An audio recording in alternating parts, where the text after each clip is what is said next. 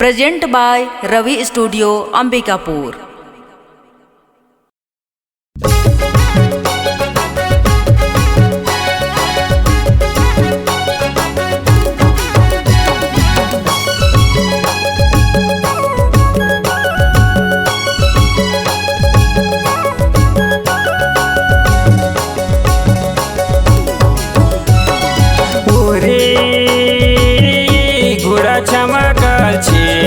कोन घोड़ा के दाले बागे घोड़ा चमकाल छे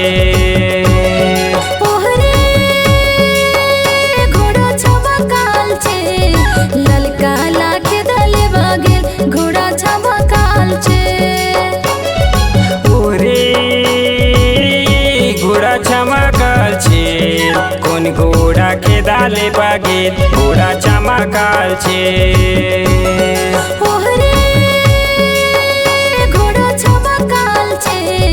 ललका लाखे दाले बागे घोड़ा चमकाल छे।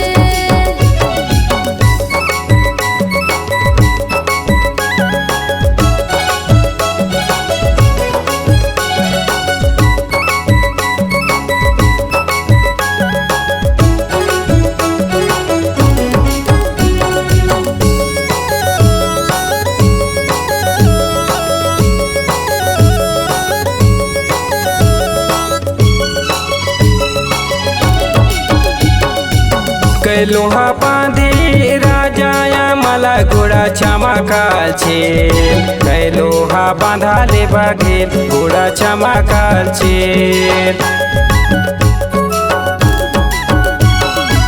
दस लोहा बांधे राजाया मला घोड़ा चमकाल छे 20 लोहा बांधले बागे घोड़ा चमकाल छे ओरे घोड़ा चमकाल छे कोन घोड़ा के दाले बागे घोड़ा चमकाल छे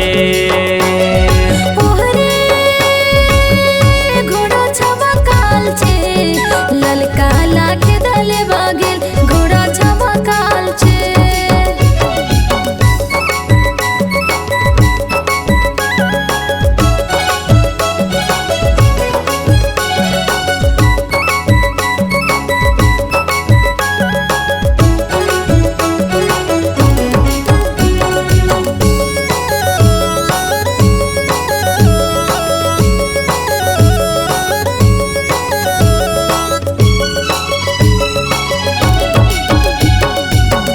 घटला छे कि राजाया मला घोड़ा चमकाल छे कोन घाटला छे काथे बागे घोड़ा चमकाल छे ऊपर घाटला छे कि राजाया मला घोड़ा चमकाल छे खाल घाटला छे काले बागे घोड़ा चमकाल छे ओरे घोड़ा चमकाल छे कोन घोड़ा के दाले बागे घोड़ा चमकाल छे घोड़ा चमकाल छे ललका लाखे दाले बागे घोड़ा चमकाल छे।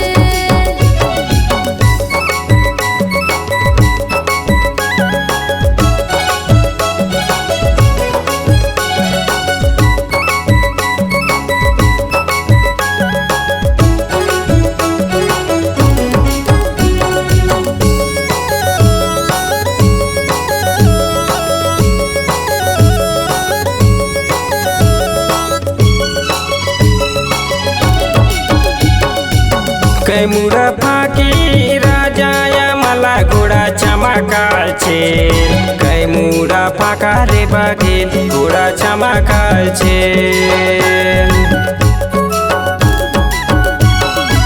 दस मुड़ा फाके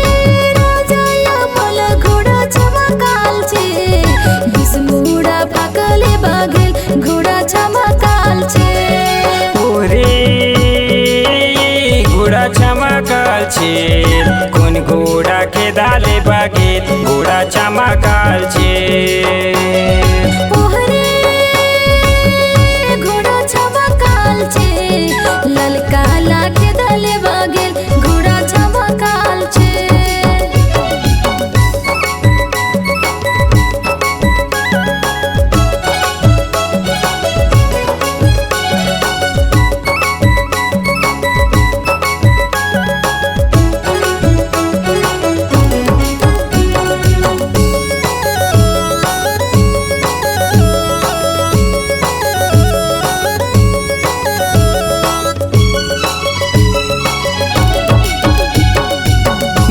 ना पाकी पाकी खरही गंजावे घोड़ा चमकल छे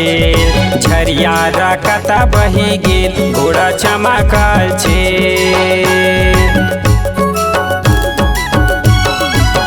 मुड़ना पाके पाके खरही गजावे घोड़ा चमकाल छे झरिया रकत बही जाए घोड़ा चमकाल छे ओरे घोड़ा चमकल छे कोन घोड़ा के दाले बगेल घोड़ा चमकल छे ओहरे घोड़ा चमकाल छे ललका लाके दले बागेल घोड़ा चमकाल छे ओरे घोड़ा चमकल छे कोन घोड़ा के दाले बगेल घोड़ा चमकल छे घोड़ा चमकाल छे ललका लाके दले बागेल घोड़ा चमकाल छे कोन घोड़ा के दाले बगेल घोड़ा चमकल छे ललका लाके दले बागेल घोड़ा चमकाल छे।